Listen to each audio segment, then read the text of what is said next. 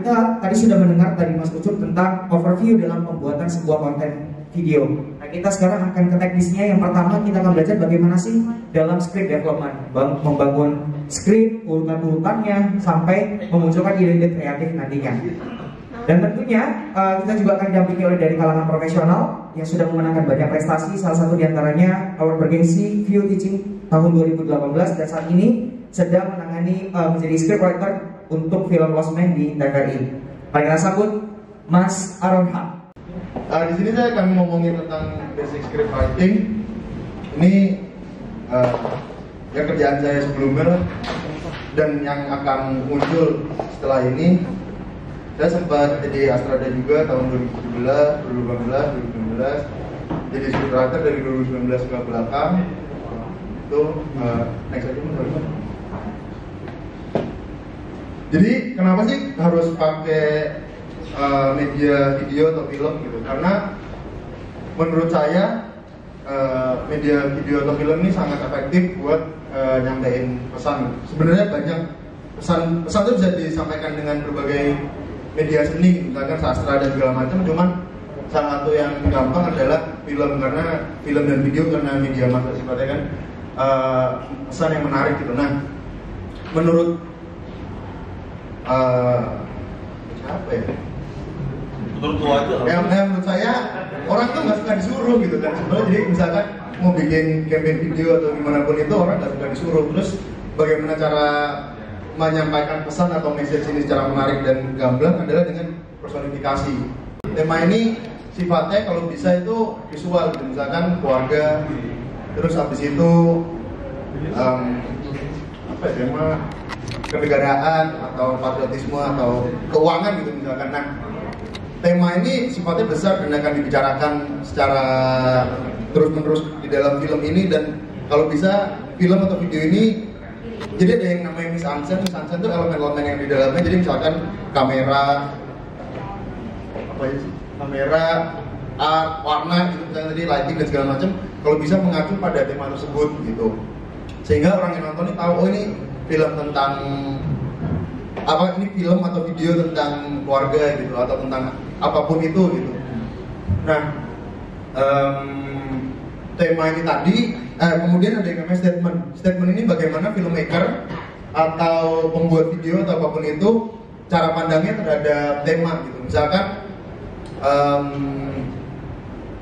ternyata lu harus mandiri, lu nggak perlu orang lain gitu. Misalkan statementnya adalah itu bisa gitu.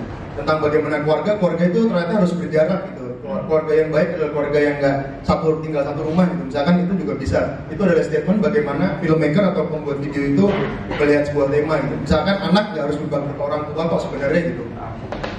Misalkan kan. Atau anak itu harus berbakti, itu adalah statement. Nah, yang kemudian statement ini akan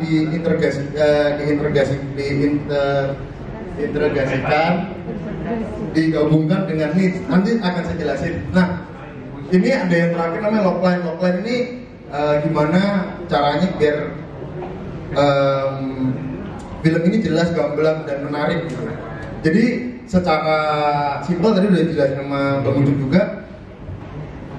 Someone want something so badly, but bla bla bla bla bla gitu kan. Bla bla bla ini kadang konflik, kadang apa gitu.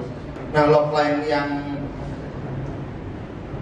baik, coba next deh. Logline yang baik tuh punya beberapa elemen ini. Jadi karakter itu apa, siapa protagonis kita, kenapa dia harus jadi protagonis, apa latar belakangnya dan segala macam. Ntar akan dibicarakan gimana cara melakukan breakdown karakter. Kemudian punya wants tuh keinginannya atau goalsnya. Jadi kan someone want something gitu. Wants ini kalau bisa sifatnya tuh spesifik gitu. Want something tuh misalkan karakternya pengen makan, karakternya pengen menyelamatkan pohon gitu, melakukan. Terus ada konflik. Konflik ini yang akan menjadi bla bla bla gitu. Misalkan Kung Fu Panda konfliknya ada siapa sih, macan putih itu gitu. Atau ada merak atau ada penjahat-penjahatnya gitu. Konflik ini bisa aja bentuknya antagonis atau manusia, antagonis maksudnya berwujud gitu, atau nggak ada wujudnya juga bisa. Tapi kalau bisa sifatnya konflik ini harus eksternal. Jadi nggak bisa tuh kancil menyeberang sungai tapi ada buaya di tengahnya gitu kan, jadi sebuah cerita. Tapi nggak bisa kancil menyeberang sungai tapi dia malas gitu, karena malas nggak eksternal sebetulnya. Kalau misalkan nggak eksternal, dampaknya adalah karakter ini nggak ada karakter ini akan punya drive untuk menyelesaikannya, cuman ini secara konvensional yang saya bicarakan nggak akan menarik karena nggak bisa divisualkan kalau nggak secara eksternal gitu. Misalkan kancil akan nyebrang sungai tapi ada buaya kan bisa visualnya, mungkin dia lompat-lompatin buaya atau bagaimanapun caranya. Tapi kalau dia malas kan cuma dia bergelut dengan kemalasannya terus nggak bisa jalan gitu. Si paham kan sejauh ini? Oke, kemudian ada contradiction. Contradiction ini karakter atau apapun itu yang menarik, dengan ada contradiction itu akan menarik gitu.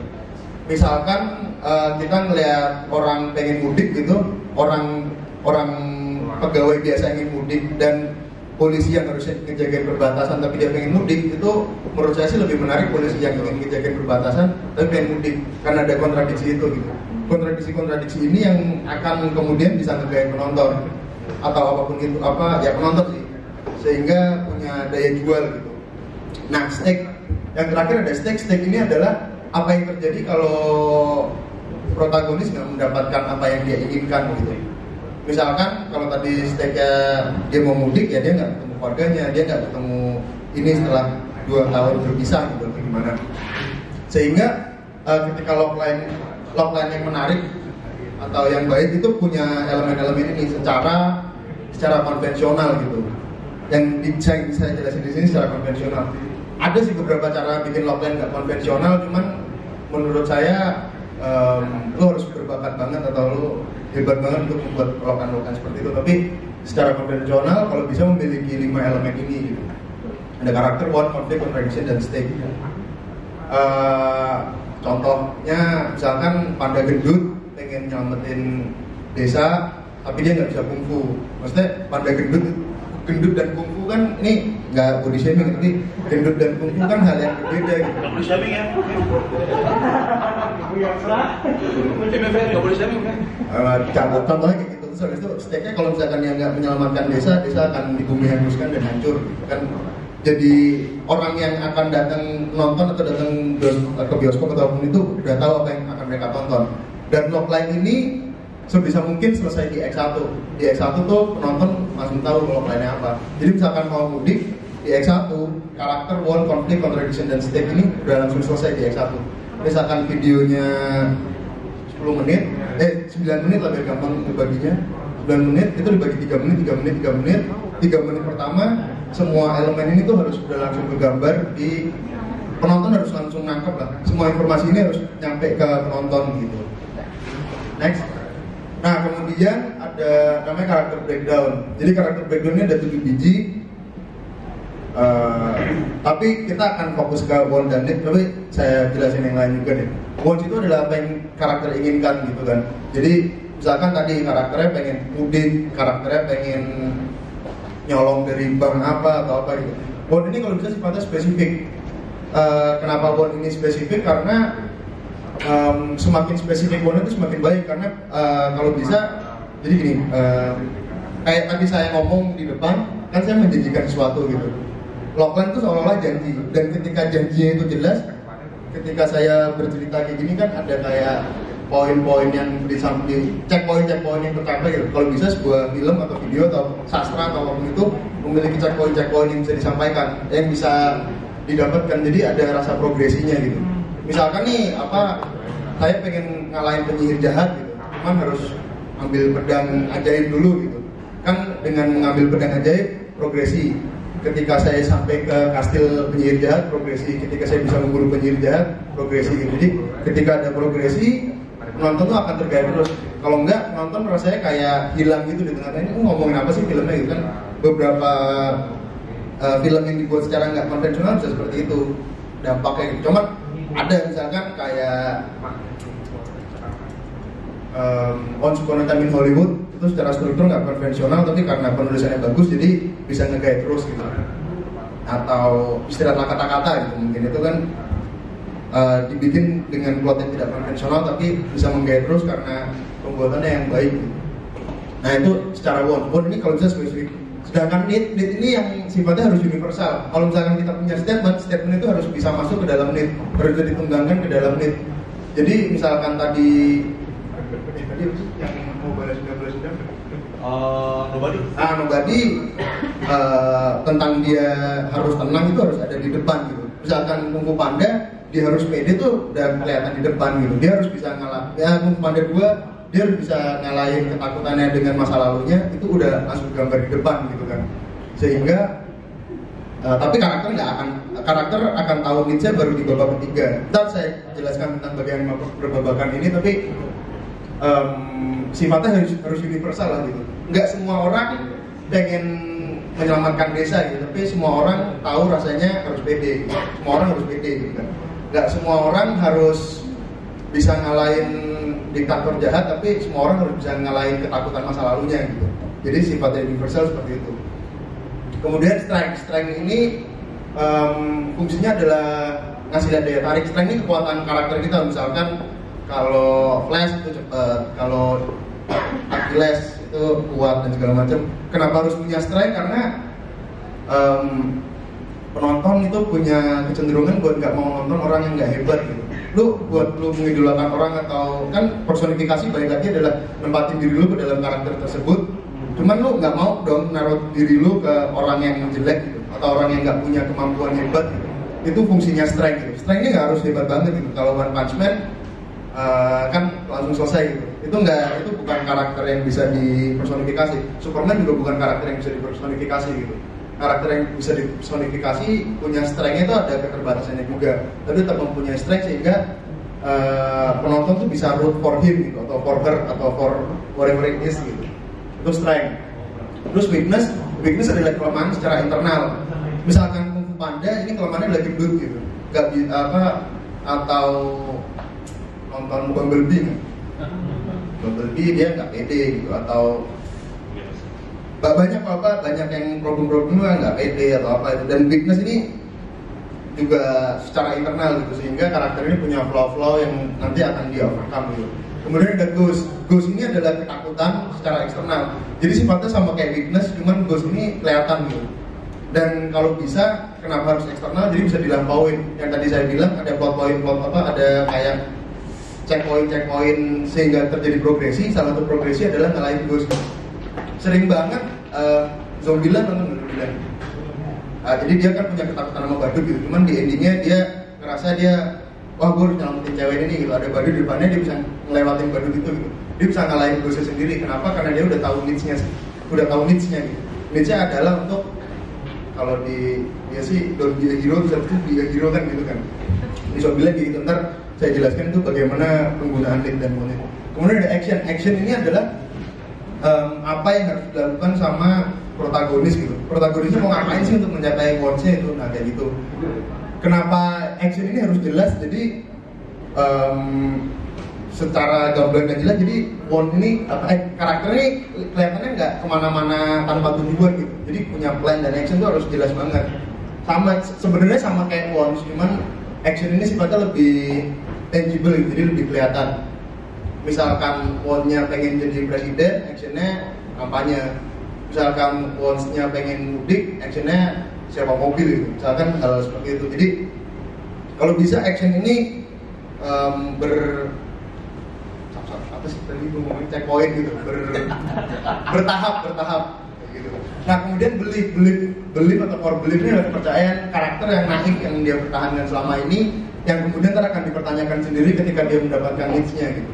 Contohnya Kung Fu Panda itu dia nggak percaya kalau dia adalah Dragon Warrior gitu selama ini, atau kalau enggak misalkan nobody, kayak kepercayaan dia tuh harus low key selama ini. Ternyata enggak, lu nggak harus low key itu jadi orang gitu, apa enggak selama ini dia ngerasa bersalah kalau dia yang Army of the Dead dan nonton lucu. Nah di Netflix lah itu, jadi dia percaya kalau selama ini dia yang mencelakakan anaknya dan segala macam. Beliefnya itu yang kemudian dipertanyakan ketika dia mendapatkan needs-nya untuk ternyata bukan gue yang mencelakakan anaknya dan gue bisa menyelamatkan orang-orang ini gitu. Ini tapi yang poin yang penting untuk kita bahas hari ini karena tadi Ini kalau bisa gamblang seperti ini, tapi kalau misalkan nggak bisa, yang harus jelas tuh wants dan need dalam sebuah karakter. Karena kecepatan satu. Nah, karena want yang tadi saya jelaskan, jangan need itu bisa ditunggangin dengan tema dan statement. Jadi gimana kita mencapaikan sesuatu itu, message yang di atas tadi akan disampaikan lewat statement gitu, lewat need gitu.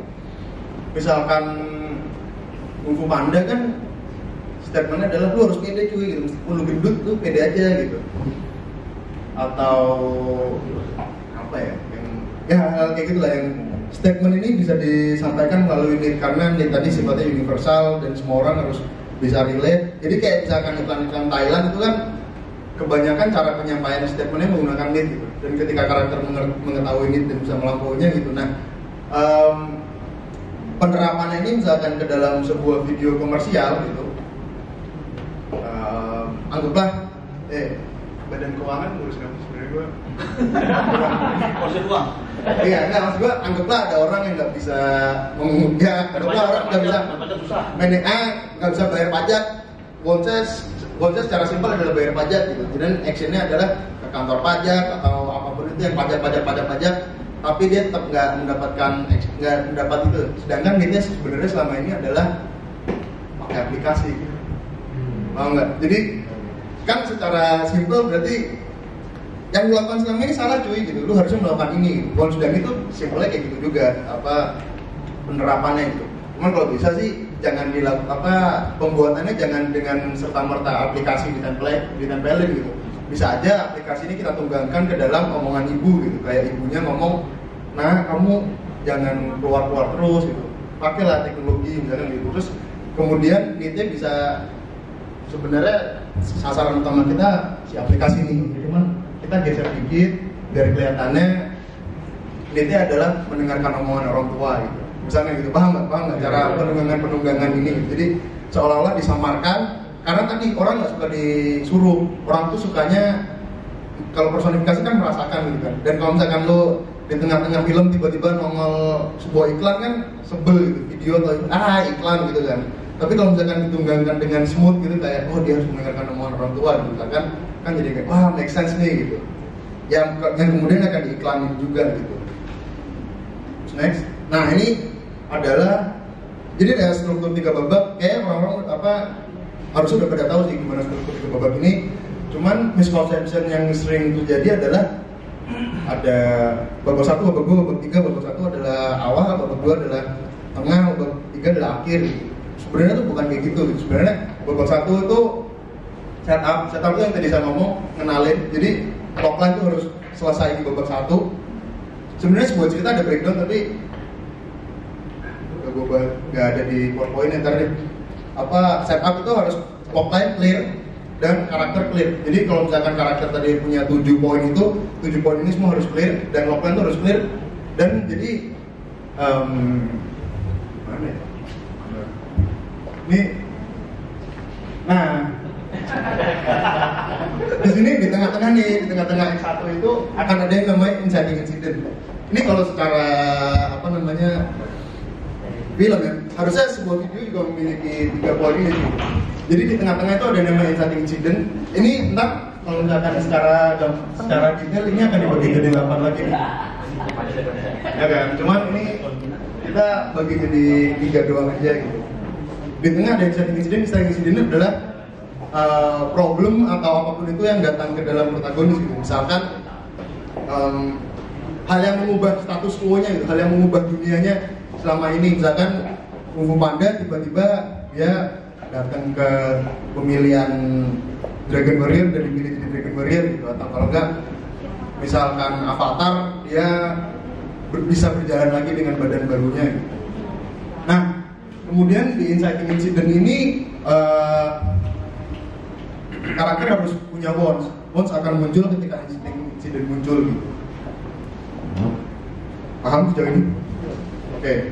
Kemudian setengah belakangnya adalah lock-in. Lock-in ini tuh kayak protagonis itu udah nggak bisa mundur nih dari sini gitu. Udah harus go gitu. Lu udah nggak bisa lari dari titik ini gitu. Misalkan si Po itu udah lu harus jadi Dragon Warrior gitu, lu nggak bisa mundur lagi, lu nggak bisa jualan bakmi lagi setelah ini gitu. Nah kemudian masuk ke babak 2. Babak 2 ini adalah confrontation gitu. Mostly sih adalah perjalanan di mana protagonis ini akan terus-menerus mendekat ke goalsnya dia gitu. Nah cuman harusnya di sini tuh ada 4 poin ada kayak dibagi 4 gitu. Gitu. Di sini ada sequence 3, sequence 4, sequence 5, sequence 6 gitu. Nah di sequence 4 ini di tengah itu ada yang namanya midpoint. Midpoint ini kayak titik di mana protagonis ini mencapai tinggi-tingginya gitu. Rocky itu menang pertandingan pertama kali itu midpoint. Kung Fu Panda itu dia bisa ngambil bakpao dari gurunya itu midpoint. Si Avatar ketika dia bisa terbang pakai naganya itu midpoint, dapat naganya, paham? Jadi kayak seolah-olah protagonis mendapatkan kekuatan terhebatnya itu adalah midpoint. Dalam sebuah misalkan mudik, misalnya kita bikin cerita mudik, midpointnya kayaknya sih, feeling gue tuh dia bisa ngelewatin ini perbatasan, ada polisi di sono, dia bisa jalan lari, itu bisa midpoint. Yang kemudian akan, tapi ini false victory, jadi kayak ini cuma sementara dan enggak permanen, dan ini bukan tujuan akhir dia gitu. Dan kemudian di sequence 5 ini subplot, tapi kalau misalkan di film pendek biasanya dihilangin. Subplot ini nggak dipakai, dan di sini ada sequence 3, itu sequence 3 ini kayak misalkan mau membunuh penyihir jahat, dia beli pedang gitu. Ini tuh di-delete juga biasanya, di film pendek atau video komersial, sequence 3 hilang, sequence 5 hilang, dan langsung ke sequence 6. Sequence 6 ini isinya adalah bagaimana karakter itu jatuh gitu. Misalkan Kung Fu Panda, si macannya datang dan memporak-porandakan semua gitu. Dan Po udah kehilangan harapannya. Misalkan Avatar, si itu nggak bisa masuk ke dalam badan birunya lagi. Ada kan si protagonisnya? Misalkan film apa lagi? Jangan nonton film sih lu, dengar sering ulang. Oke gitu. Kayak gitu. Tapi kebayang kan titik ini seperti apa gitu? Avengers paling gampang tuh. Avengers tuh Udah nggak nonton deh, seriusan. nggak pernah nonton. Ini kalau Avengers sih Iron Man tuh Iron Man 1 paling gampang. Iron Man 1. Iron Man tuh 3 babak kan jelas banget. Tapi gue lupa gue nonton pas kecil. Oh iya. Anak muda. Jam juga. Kemudian di sequence 6 sendiri setengah ke belakang adalah dia mendapatkan pengetahuan baru, mendapatkan kepercayaan diri lagi. Misalkan Kung Fu Panda mulu kan dari Panda dulu kartun kan. Kung Fu Panda tuh yang dia belajar Tai Chi, jadi dia bisa ngegerakin air di tangannya, atau dia buka kertasnya terus sadar kalau selama ini dia udah pede kok gitu. Selama ini jawabannya adalah diri lu sendiri, misalnya gitu. Itu adalah sequence 6 di mana dia sadar apa need-nya gitu. Nah, di sini nih posisi yang baik banget buat menunggangi pesan-pesan kita gitu. Pesan-pesan iklan dan pesan-pesan semuanya itu dimasukkan di sini kalau bisa. Dan secara organik. Kemudian dilanjutkan di misalkan mudik, di sini dia sadar kalau dia pulang ke sana emaknya bisa kena corona atau gimana. Kalau enggak nih dia udah lewat batasan, ada cek poin lagi, ternyata dia kena covid gitu. Kan gitu. Sequence 7 kemudian adalah klimaks. Klimaks ini adalah kulminasi ya, kalau bahasa Indonesia ya.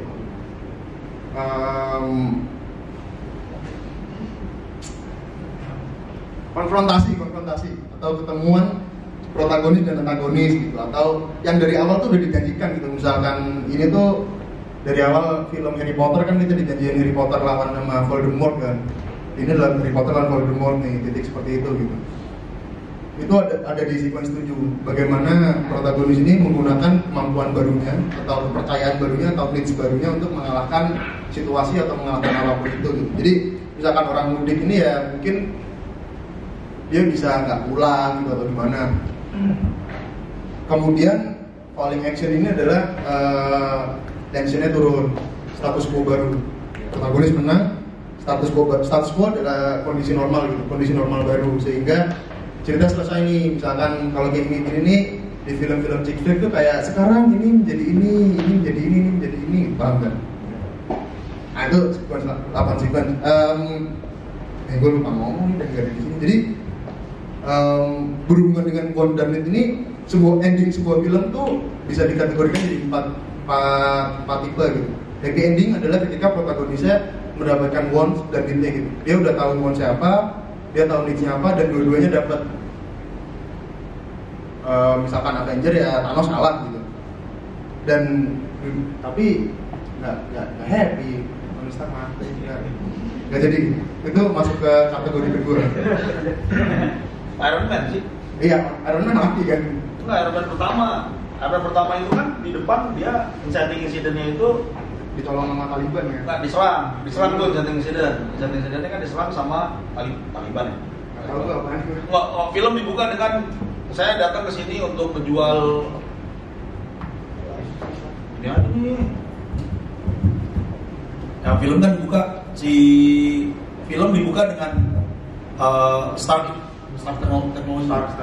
Stark Industries ini datang ke sini mau punya senjata untuk perdamaian. Jadi kan maksudnya senjata ini kan dipakai buat perangin teroris gitu. Misalnya insidennya culik, ya kan? Insidennya culik. Nah, bikin insiden culik dia masuk ke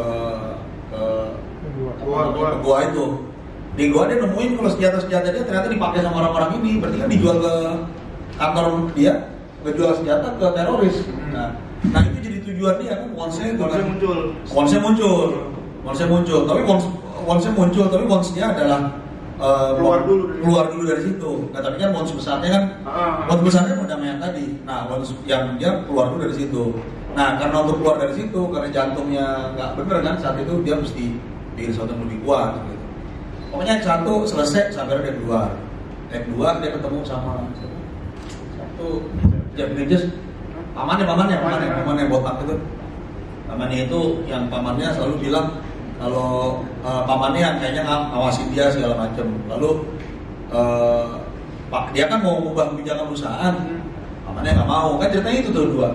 Nah di sisi lain dia menciptakan Iron Man, ngerapihin teknologinya lah. Teknologinya kan nama Iron Man belum ada. Act 3 badan ini jadi si bentuk Iron Man ini jadi. Ternyata si pamannya nyiptain benda yang sama. Nah mereka deathmatch di ending. Kalau berarti needs-nya itu menjaga warisan keluarga bahwa teknologi yang dibikin oleh bapaknya si Stark ini adalah untuk perdamaian dan kemajuan bangsa Amerika. Gitulah kira-kira. Tapi kan pesannya kan sebenarnya sama kan. Kalau Amerika kan bikin cerita-cerita gitu selalu sama, patriotisme kan. Film Superman walaupun Superman alien, endingnya saya begitu mencintai tanah ini karena saya besar di Kansas gitu kan. Itu film New York berantakan, bendera Amerika gitu. Kan selalu begitu. Tapi mereka kan pasang bendera di semua tempat memang. Kalau kita kan enggak. Ini saya pemerintahan juga enggak semuanya. Dulu kan dipasang doang nih. Begitu suatu hari ke Eropa beneran, semua tempat ada bendera. Kok di kita enggak? Jadi kalau mereka bikin film nggak ngarang jadinya.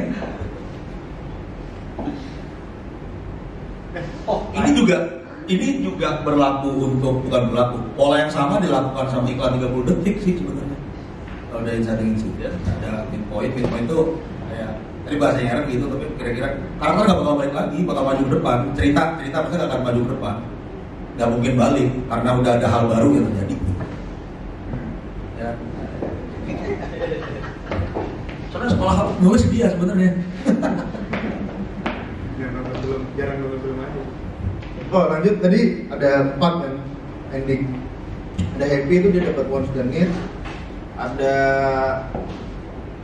meaningful itu dia nggak dapat wants-nya tapi dia dapat need-nya gitu. Misalkan kayak Evan Days of Summer, dia nggak dapat summer tapi dia sadar kalau cinta itu nggak harus memiliki dan bullshit lainnya gitu. Jadi gitu dong. Nah, kemudian ada set ending itu wants dan itu nggak dapat. Jadi biasanya set ending ini cerita-cerita hidayah gitu yang dia nggak sadar wants-nya apa, nggak sadar apa, dia sadar wants-nya apa tapi dia nggak sadar needs-nya apa sampai akhir, sehingga diakhiri dengan dia terkutuk atau dia jadi belatung atau gimana gitu. Ini set ending. Jadi kalau misalkan mudik dan mau dibikin set ending, dia berarti nggak sadar needs-nya di tengah ketika dia kena checkpoint corona, dia nggak sadar kalau dia kena checkpoint corona, dia pulang dan emaknya malah mati. Dia nggak dapat ponsel untuk berkumpul balik sama emaknya, dia nggak dapat needs-nya, dia bahkan nggak sadar kalau needs-nya adalah untuk nggak pulang, untuk melindungi semuanya. Jadi ini sad ending.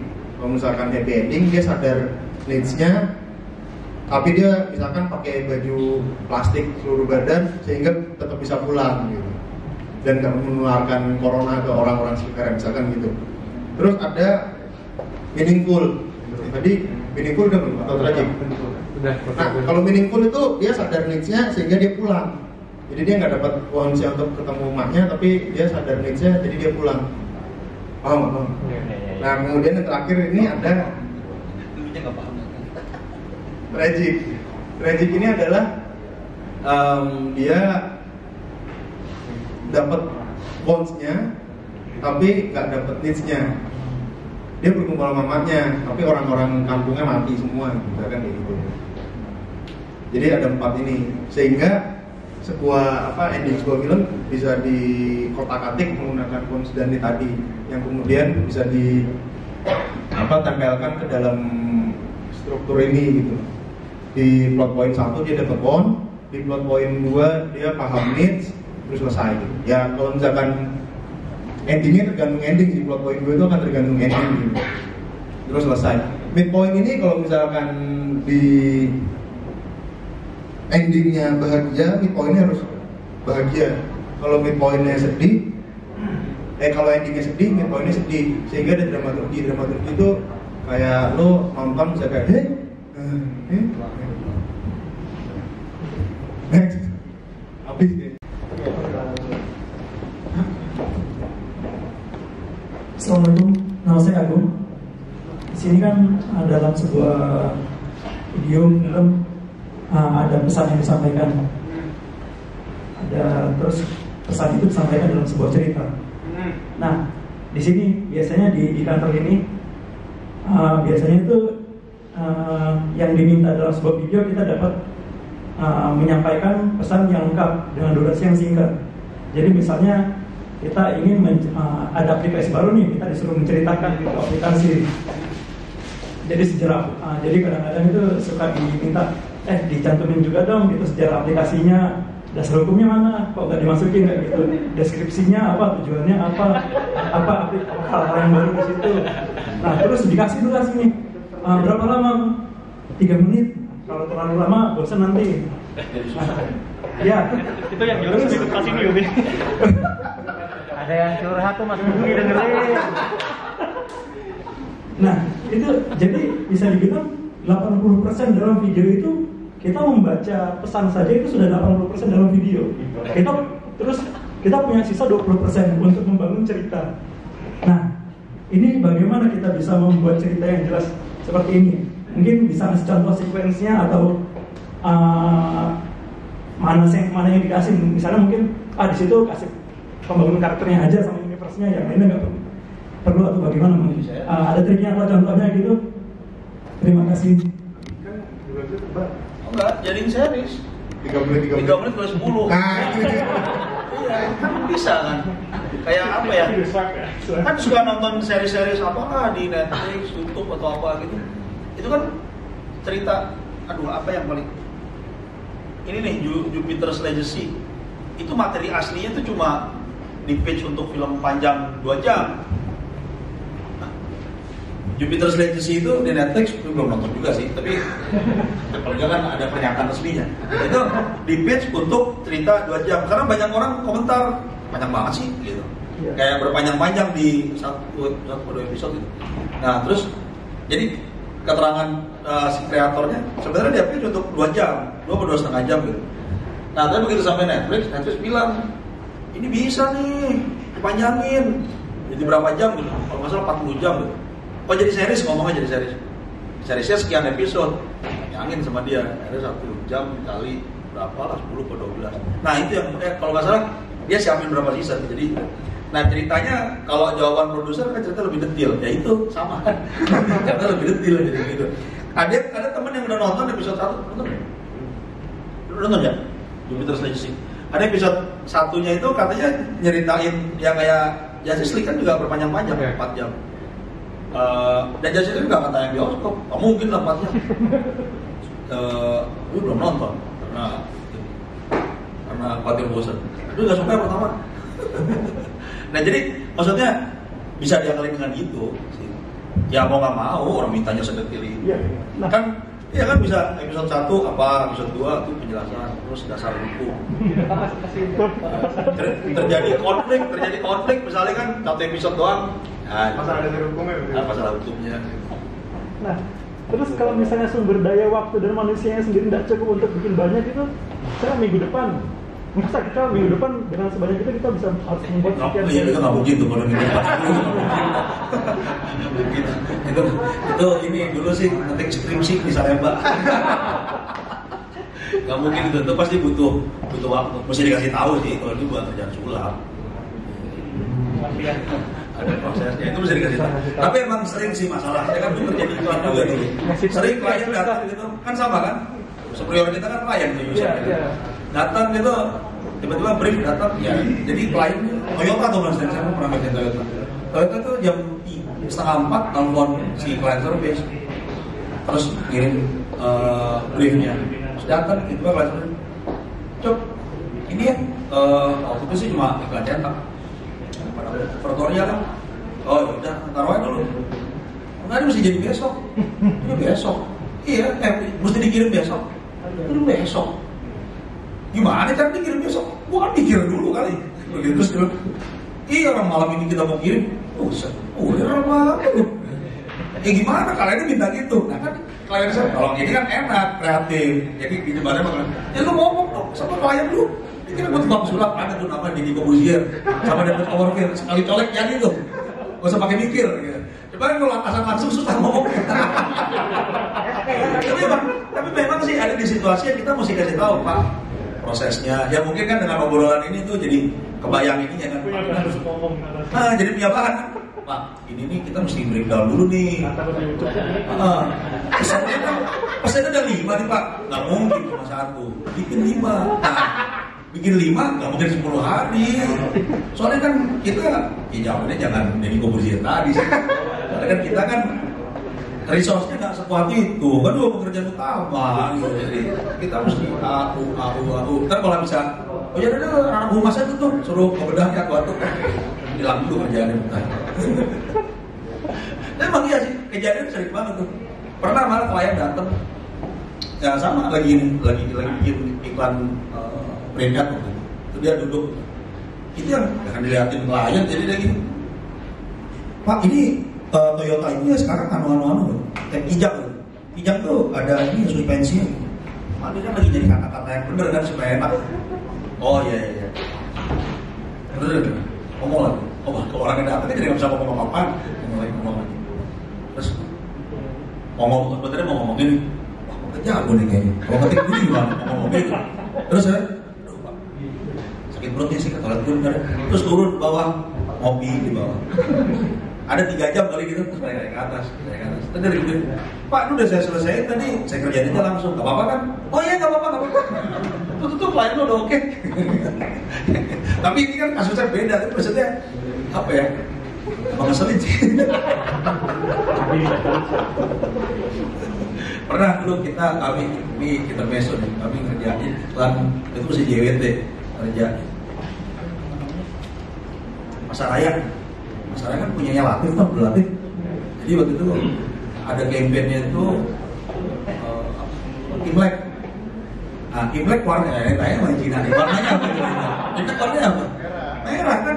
Seluruh dunia merah lah, pasti kita aja tahu merah. Kita bikin merah. Terus ditolak, si merahnya ditolak. Ini enak biru. Terus ini biru nih, kita maunya biru. Udah kok biru sih? Pak ini mau sampai kutub utara yang mana juga Imlek merah pastilah. Enggak, Pak Latif nggak suka, sukanya warna biru. Nah terus kita yang, lah gimana dong? Harus merah. Cuma kan agensi kan, karena international agency sih, jadi mereka kan bertanggung jawab untuk ngejelasin ke kliennya bahwa lu salah ini benar. Cuma caranya ya. Jadi itu sampai akhirnya si client service-nya pusing tuh, karena kan dimarahin di sana. Kita marah-marah juga di sini. Nggak mau, oh nggak mau. Pokoknya ini kok karena director kan, kan pasti junior operator. Nggak mau. kita ini mewakili brand besar nih. Ini JWT ini international multinational agency nomor 1 di dunia, nomor 2 di dunia.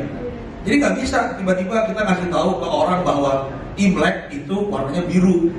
Yang malu company ini, masalah yang malu kita nggak mau tahu, gitu kan ngomongnya.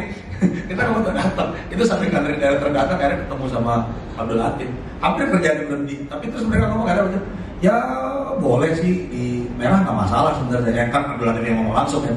Nggak apa-apa sebetulnya, karena itu kan mungkin warna yang sesuai sama budaya mereka. Tapi kasihlah biru-biru dikit. Nego ya. Kasihlah biru-biru dikit. Ya udah ini. Jadi mungkin jawabannya adalah bisa jadi boy sih, kita bener aja ngomongnya sama jalurnya. Itu yang susah.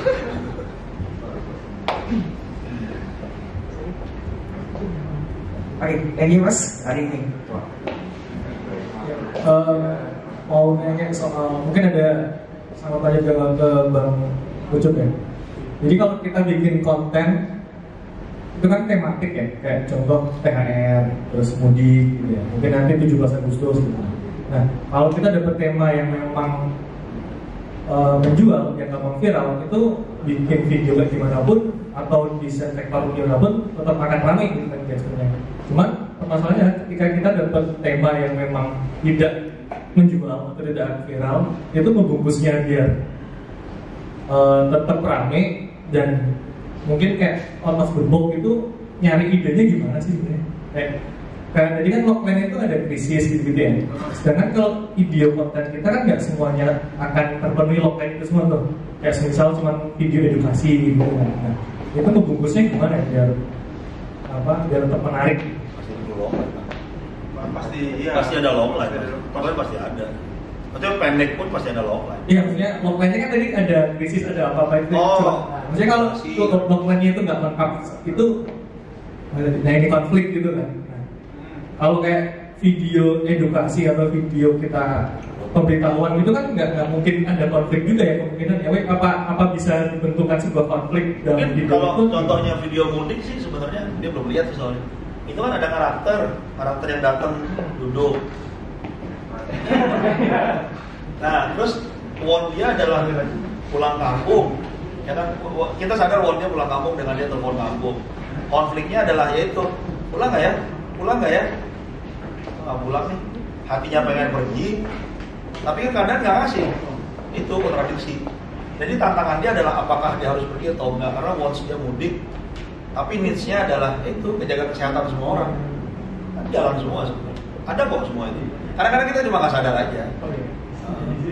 Kadang-kadang kayak gini kan nih kayak ngomongin next 1, 2. Dulu saya waktu lagi ini juga dulu bagus ya gitu. Begitu udah mulai belajar gitu. Oh, pantesan malah gitu. Oh, gitu. Waktu nggak ngerti teori-teori ini rasanya nggak ada tuh kayak gini-gini. Tapi emang ini ada semua. Dulu saya pernah ngomong gini sama yang ngajar itu.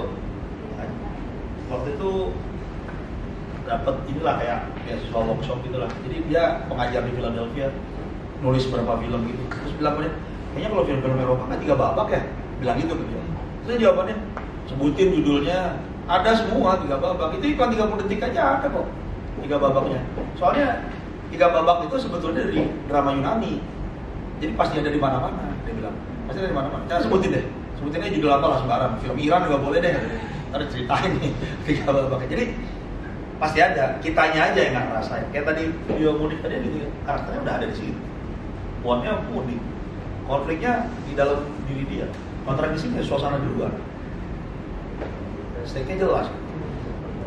Ya, mungkin kalau contohnya mudik, ya karena itu kan video singkat memang di konsep untuk ada konflik sebenarnya. Tapi kan kita lebih seringnya itu kayak semacam sebenarnya itu pemberitahuan ke masyarakat atau stakeholder kita. Misal ada aplikasi baru atau ada aturan baru, nah terkadang mau kita bikin jadi sebuah video nih, nah itu memunculkan seluruh offline ini yang gimana gitu. Kalau misalkan cuman itu tadi video edukasi gitu kan, edukasi terhadap aturan baru atau terhadap launching produk baru gitu lah katakan, iklan produk baru. Videonya video bukan naratif berarti? Iya, ada naratifnya juga. naratif, maksudnya naratif bercerita. Nah, kalau pasti harus ada ini. Kalau naratif pasti ada. Pasti nggak, kita nggak sadar aja itu konfliknya gitu. Sama kayak itu tadi Bribtu Norman. Bribtu Norman jelas banget tuh karakternya di situ. Won ini nyanyi dia di tengah bosenan gitu. Konfliknya lagi pakai seragam, harusnya serius, tapi dia malah sesantai itu. Nah, ya kan kayak gitu. Kan kontradiktif sama semuanya. Nah, stake-nya apa ya? Bisa ingat ya? Video Norman. Nyanyi gitu. Stake-nya kalau dia nggak bisa dipecat dari polisi. Ah, ya mungkin itu gitu. Kita yang ngelihat tapi kan kalau di gambar mungkin nggak ada. Kita ngelihat ini orang kalau sesantai ini tertangkap lagi, malah jadi terkenal. Berarti nggak semua part ini tuh muncul di tampilan berarti ya? Ya bisa jadi impact juga. Yang pasti secara visual atau disebutkan belum tentu, tapi jadi pengaruh ke yang nonton. Kalau gue tadi mau ngomong apa ya soal konflik, lupa. Ya, tak ingat deh. Kalau bisa sih sebenarnya kan alat-alat seperti ini digunakan untuk mempermudah pekerjaan kita gitu. Jadi kalau misalkan benda yang yang digunakan ini tuh buat mempertajam sebenarnya gitu kayak karakter. Kalau misalkan cerita lu nggak ada karakter kan aneh pasti gitu. Pasti ada karakter, pasti ada apa. Cuman ketika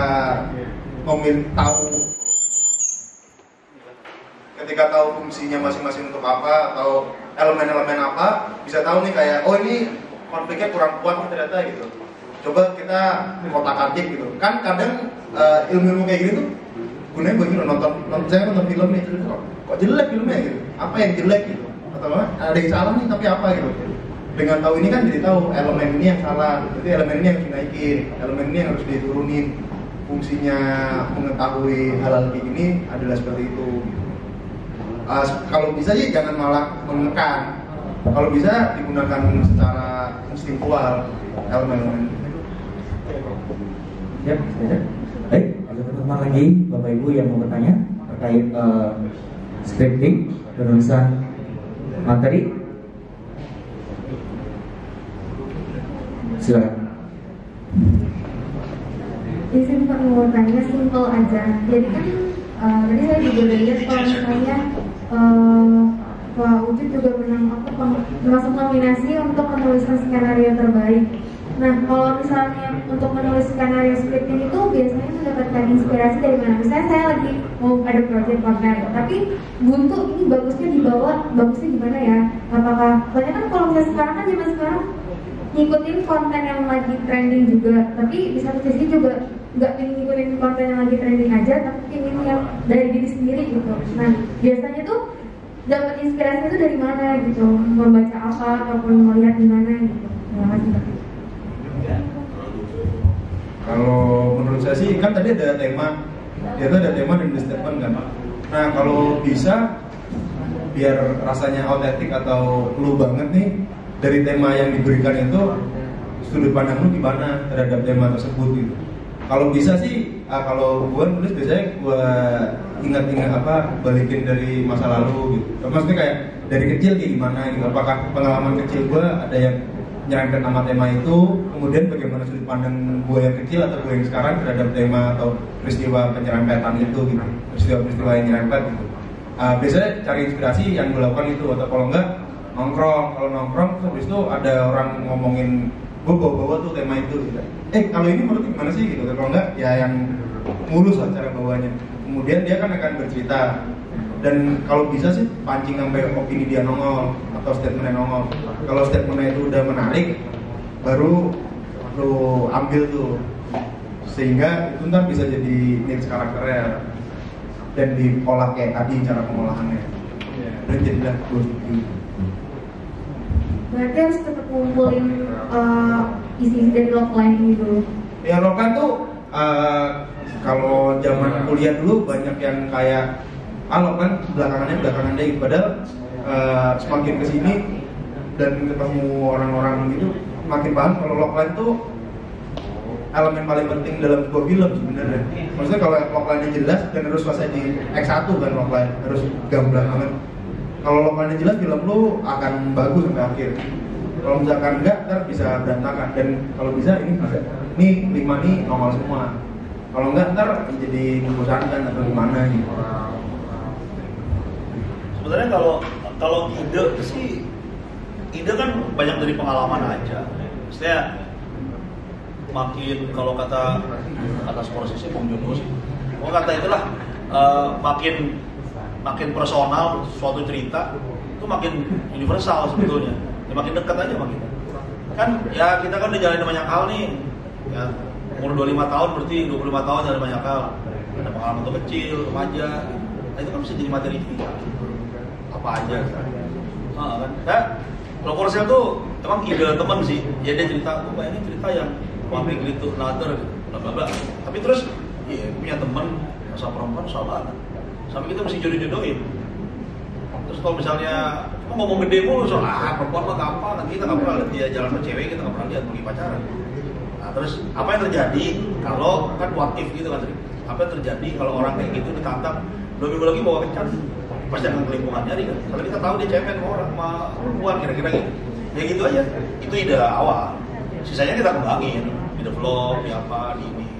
Itu ide tahun 2009. Kalau nggak salah nyari perempuannya itu masih pakai iklan baris deh. Itu kan hari ini kan ada iklan baris lagi lah, udah pakai kalau waktu nulis Sirplot tahun 2014, apps masih belum banyak, masih Facebook. Ya gitu aja, berkembang aja. Kita mesti update. Kalau nggak update, jadi nggak deket sama orang-orang nanti. Itu bayangin kalau ceritanya nyari dari iklan koran, banyak koran aja udah nggak ada. Iya, kita kalau sampaikan ke sini ke kondisinya. Sering kok. Kami kalau lagi ngobrol gitu, ini lagi ngembangin data dari sekolah. Jadi mau bikin logo 3 malam itu meeting sama Hafiz Numan, sama Piala ya. Itu tuh lagi ceritain itu ya ceritanya kan maju ke depan tuh ngomongnya bisa begini. Ya kan dalam hidup bisa anu. Kurang lama lo berarti umur lo kurang banyak aja tuh. Ini lagi lu enggak dong pacaran itu. Kadang-kadang kita jatuh cinta sama orang, rasa cocok-cocok, terus kita sadar kalau kita harus jadi, gitu-gitu lah misalnya. Nah besoknya ngomongin data dari sekolah, itu ngomongnya gini, waktu gue SMA dulu pernah tuh ada cewek anak SMA. Jadi kan kita sebenarnya kehidupan kita aja yang ditaruh jadi referensi. Gue punya temen tuh dulu anak gue masuk ruangan nyanyi, masuk ruangan atas meja itu Rinija tuh kakak kelas. Itu ciuman di kantin belakang dulu karena si bayar orang. Karena udah lupa gue bandel ini. Terus ciuman di atas kantin belakang di atas begitu. Maksudnya kegilaan itu karena ceritanya SMA kan mesti ada. Kan kita mungkin udah gila lagi, tapi referensi yang dulu pernah kita lihat, kita rasain, nah kita pakai lagi, kita ngumpulin sekarang. Kayak kalau nonton film-film Amerika kan, kalau nonton film Inggris sorry, lebih gede deh. Kita itu suka bermasalah sama nyampein sesuatu yang lokal Indonesia. Salah satunya adalah sebetulnya karena Indonesia kan etnisnya banyak. Lokal di Makassar sama di Jawa Tengah pasti beda. Filosofi kopi gitu doang di Makassar. Karena mereka punya budaya kopi yang beda. Di Aceh mungkin nggak akan hidup tuh filosofi kopi. Karena Aceh kan kayak gitu tuh kopinya. Iya kan, kalah sama ulet aren. Polisi aja. Nah, habis gitu, ya kan kayak kita kan selalu masalah dengan itu. Tapi lihat ya, semua film Inggris pasti ada film Inggris atau film Amerika yang karakternya turunan Irlandia pasti nongkrong di bar dan bentuknya sama. Karena itu kulturnya orang Inggris. Orang Inggris nonton bola kalau nonton Ted Lasso, bar selalu ada di semua scene. Karena orang Inggris pasti nongkrong di bar. Dan Inggris banget tuh ngobrol di bar, ngebir di bar, main dart. Orang di Amerika yang main dart ya cuma turunan Britania itu aja. Kalau turunan Italia lain lagi. Ya kan hampir sama kita kan kalau Amerika. Nah, tapi unsur lokal itu terlihat di apa yang kita tonton. Kalau nonton film, mungkin belum pernah nonton ya, film Finlandia. Di semua film mereka pasti ada orang apa namanya? Sauna. Karena budaya mereka pernah ke Helsinki ada sebuah festival film lah dulu ke Finlandia. Itu tiap hari kita sauna diajakin. Orang panasnya setengah mati. Karena kayak gitu, gimana? Kurang panas kayak nih. Ini kan orang Indonesia nggak biasa nih. Iya, kurang panas, kurang asem kayak gitu. Mana mereka kan saunaan bugil kan? Kalau di film nggak dianukin karena kan ntar jadi kategori beda. Mereka bugil dong. Ya orang Indonesia nggak biasa banget bugil tuh. Jadi pakai aduk emang enak. Enggak nih, agak nggak enak pantatnya. Gitu ngomongnya. Tapi kan itu kan budaya kan memang beda. Mereka punya hari kan ini bukan hari tuh. Pokoknya di semua acara festival gitu pasti ada musim dingin. Musim dinginnya panjang tuh sampai April. Itu sauna rame-rame. Terus ntar lari keluar dilobangin tuh danau es ya, Pak, ada danau es ya. Danau es dilobangin terus nyebur. Warga Indonesia yang baik dan benar mana berani nyebur. Mereka nyebur enak, seger. Dalam hati pala lu seger. Seger cepet, mungkin lagi larinya. Tapi ya itu tuh, unsur kelokalan itu kan terlihat dari situ. Semua film berhasil pasti ada adegan main bola. Main bola di kampung. Nah, kita ini kan macam-macam nih soalnya karena kalau Amerika orang datang jadi negara, kita kan negara kecil-kecil, etnis banyak, bangsa banyak, jadi negara. Ya, jadi kan tiap tempat beda-beda. Mungkin konteksnya ya tergantung mau ngomong sama siapa. Tapi kalau taruhnya di YouTube konten gitu, mau ngomong sesuatu yang universal, sesuatu yang bisa dipahami semua orang jadinya. Dan kalau kalian mungkin jadi Jakarta sih, gue nggak mau. Kalau kayak kemarin yang video mudik itu kan ada masukin unsur Jawa ya, ya. Itu sebenarnya cocok nggak sih? Karena sebenarnya untuk semua yang suka mudik orang Jawa doang. Untuk semua warga Indonesia kan gitu kan arahnya kan. Cuman ada unsur Jawa di dalam video. Sebetulnya nggak apa-apa. Cuma kan ada ini pasti kan yang susah. Saya kan bapak Jawa, ibu orang Sumatera. Waktu kecil hampir nggak pernah kami ke Sumatera, jarang lah, cuma 3 tahun, 2 tahun, karena pesawat mahal. Cuma kalau tempatnya bapak itu 4 bulan sekali banyak nyetir. Jadi kan kalau apa ya, jadi berasa Jawa sentris kan. Padahal kalau dia misalnya mudiknya ke Makassar, atau mudiknya lebih jauh lah ke Gorontalo gitu, yang pesawatnya aja 2 kali, itu mungkin malah lebih ngeliatin stake-nya si karakter.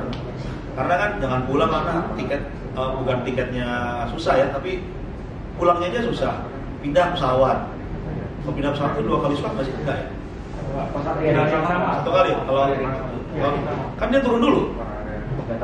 Kan transit turun dulu tuh. Kasapura ya, Ya oke lah, katakan misalnya enggak gitu.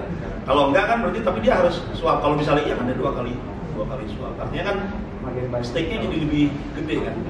Kalau Jawa kan penonton bisa, apalagi penonton yang luar Jawa bilang, nyetir aja bisa pulang. Jadi itu kan, kalau baru pulang 4 bulan lalu pulang lagi. Ya maksudnya lebih kena gitu. Apalagi terus mungkin akan lebih eksotis karena ada dialek yang nggak biasa kita dengar kan. Pernah nonton film Makassar kan? Makassar kan sering bikin film tuh sekarang. Film-filmnya kan dialeknya kita baru banget dengernya kan jadi seru gitu. Kalau Jawa kan udah biasa. Baik. Ngomong aja orang.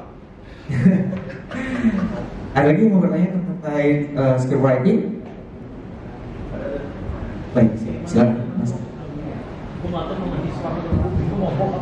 Izin mau nanya nih, kalau nulis cerita itu kan kadang enak kalau ada bumbu komedinya gitu. Nah gimana sih kalau caranya kita nulis komedi yang efektif gitu, maksudnya dari skripnya terus nanti treatment di filmnya juga hasilnya lucu gitu aja.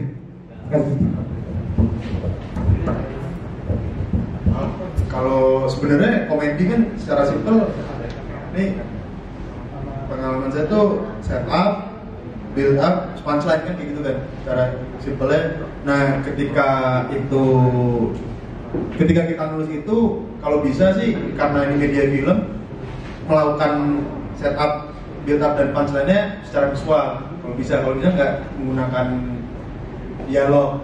Nah kemudian setelah itu biar bisa translate ke dalam visual secara baik, kan yang ngerjain di lapangan sutradara. Itu ada obrolan bagaimana komen ini lucunya di sini nih, ini lucunya di sini nih. Jadi ada obrolan-obrolan itu sehingga bisa ke-translate dari satu otak ke otak yang lain dan kemudian ke dalam film bisa lancar gitu. Diobrolin sih sebenarnya secara gampang. Kalau komedi sih idealnya ini juga karakternya mesti unik gitu. Sama kayak kita baru bikin Butejo tuh dari Tilik itu, kita bikin filmnya. Ya dia bikin misalnya ada ibu-ibu satu yang Bu Eko tuh ngapain ya? Bu Eko tuh selalu mamerin orang kampung, tapi selalu mamerin kalau dia belanja benda yang mahal-mahal. benda yang lama. Jadi hampir di semua scene itu dia bangga dengan barang dia. Jadi dia nulisnya begitu kan, terjemahannya. Saya visualinnya dia pakai kacamata baru Cartier gitu, terus harganya masih ada kayak gitu. Jadi kalau karakternya udah unik, enak. Saya dulu punya temen yang kalau ngobrol biasa aja, tapi kalau dia ada ngomong, kalau lagi diskusi ini rakyat itu bisa dicari aktivis zaman kuliah, beliau tangannya begini, lucu ya, sering tuh tangan begini. Orang yang suka apa ya? Ya kita kembangin dari kebiasaan karakter gitu, kayak itu tadi. Terus kalau Bu Tejo yang dilihat itu kan, cuma ini kita geser dikit itu, ngomongnya kan cepet, bahasa Jawa dan selalu di ini yang tinggi. Nah, Bu Tejo kan sekeras itu tuh, nonton tilik semua dong nih. Ya, nah, Bu Tejo kan secepat itu ngomong dan dominan kan di vlog itu. Di sini juga, karena teman-temannya kan sama. Tapi begitu anaknya mau kawin, tapi begitu dia sampai ke tempat calon besannya lebih bawel dari dia. Jadi langsung gak ada apa-apanya. Langsung ketemu lawan. Dan bukan cuma lebih bawel, tapi kalau saya sih itu milih mainin etnis sebenarnya. Jadi Bu Tejo datang ke Jakarta. Di sana kan suara keras kan nggak umum, kalau di daerahnya dia. Begitu sampai sini ini suara lebih keras, lebih bawel. Jadi dia langsung inyam sendiri terus pergi. Ya maksudnya kita bisa main-main dengan hal-hal kayak gitu. Dulu ada Visco Wanda deh. Karakternya karakter utama tuh miara ikan. Nah, waktu di Komedi tuh, waktu di kemudian hari si Kata mau ini nggak mau ngasih tahu. Untuk kepentingan kantor. Seberapa detail sih sebenarnya skrip itu harus ada? Kadang-kadang kan kalau misalnya di kantor, kayak tadi misalnya tematik udah dikasih nih buat video ini. Biasanya kalau di kami dari beberapa video dibuat, ya nggak sampai buat skrip sampai sedetail itu. Misalnya kameranya dari sini diambil, nanti backgroundnya apa gitu. Biasanya di belakang justru di post production ditentukan. Nanti kita pakai latarnya kayak gini gitu, ditambahin pakai virtual background misalnya kayak gitu. Nah sebenarnya kalau di script yang ideal itu sudah mencakup sampai sedetail apa? Script sih cuma apa ya? Action dialog gitu aja kok. Jadi kayak misalnya mau angle pilihan si sutradara. Sutradara mau ngapain? Kayak kemarin saya bikin ya tadi Baby Blues itu script 4 scene. Ya di script 4 scene. Jadi pokoknya mereka ribut-ribut, ini keluarga ribut-ribut dulu. Rumah itu partisi, rumah itu pavilion di sebelah, jadi keluarga nebeng. Nah orang tua punya ada pintu connecting door yang simbol kalau orang tua selalu ikut campur gitu kan. Buka pintu gampang gitu masuk rumah itu di tengah-tengah. Dan di belakang rumah. Dan di tengah ada jendela gitu, ada jendela yang saat itu yang mirip, ayo makan gitu, mana anaknya kayak gitu-gitulah. Nah, skrip itu 4 tuh sebetulnya. Jadi di ending itu mereka si pintu itu udah disemen satu. Terus digambarin sekian tahun kemudian si ibu lagi masak nyuapin anaknya lebih gede. Scene satu lagi jendela yang tadi buka-buka dulu itu udah ditutup. Scene terakhir mereka pergi bareng-bareng gitu. Itu kan tertulis kan? Nah, cuma waktu itu saya mutusin untuk satu aja nih, bisa keren nih. Karena kita punya track yang panjang gitu. Orang saya ruangan dari situ sampai sini. Jadi dari sini ini keluarga dibuka dengan mereka lagi bapak sama anak dan kelihatan ini ketawa-ketawa. Terus istri megang anak yang bayi yang umurnya lebih gede dari depan. Kamera ke sini, ini kan dipotong sama ganti ruangan. Nah, ibunya nunggu di sini. Ini ngerjain ya. Ibunya di sini mau nyuapin ke anak kecil yang udah kita taruh di sini dan ibunya lari ke sini muter. Jadi kayaknya ini bergerak terus gini ya, yang tadi 4 itu jadi dibikin gradasi berubah. Ya artinya kan director putusinnya gimana? Kan 2 orang yang beda. Jadi nggak ada di skrip. Kalau di skrip udah di situ kasihan penulisnya kalau kata nggak dipakai. Jelek nih. Imajinasi lo gak bagus. Berarti masih ada ruang sutradaranya mengubah-ubah di script itu gitu ya? Ada. Makanya ada namanya ini director treatment. Oke, baik teman-teman, sepertinya sudah cukup untuk sesi pagi hari kita. Terima kasih, kita berikan aplaus dulu buat Mas Aromat dan juga Mas Ucup tadi untuk sesi 1 dan sesi 2-nya.